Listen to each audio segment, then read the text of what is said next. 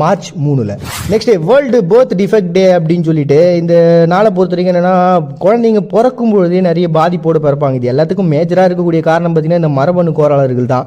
அதே மாதிரி இந்த குரோமோசோமில் ஏற்படக்கூடிய மாற்றங்கள் அப்படின்னு சொல்லிட்டு ஸோ இது எல்லாத்தையுமே பார்த்தீங்கன்னா இன்னைக்கு ஓவர் கம் பண்ண முடியும் அப்படின்னு சொல்லிட்டு இந்த திசுக்கள்லாம் எடுத்து சேகரித்து அதில் வந்து மாற்றங்களை கொண்டு வந்து அதை சரி பண்ண முடியும் அப்படின்னு சொல்லிட்டு அதிநவீன ஆராய்ச்சிகள்லாம் நடந்துகிட்டு தான் இருக்குது.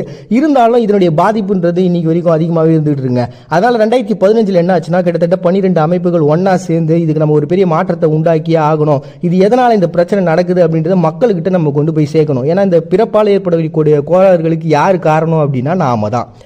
குழந்தைங்க வயிற்றில் இருக்கும்போதே பார்த்தீங்கன்னா இந்த நிக்கோட்டின், ஆல்கஹால், போதைப் பொருட்கள் இதெல்லாம் பயன்படுத்துறது, அப்புறம் ஃப்ளோரைடு, ரசாயனங்கள் அப்படின்னு சொல்லிட்டு ஏகப்பட்ட பிரச்சனைகள் அந்த குழந்தைங்களுடைய கருப்பையிலே பாதிப்பு ஏற்படுத்திடுது. அதனால தான் அந்த குழந்தைங்க வந்து டிஃபெக்டாக பிறக்கிறாங்க. இதை பற்றியான ஒரு சரியான பார்வைன்றது அவங்களுக்கு வேணும் அப்படின்ட்டு. எங்கன்னா இந்த பழைய காலத்து விஷயங்களை பற்றி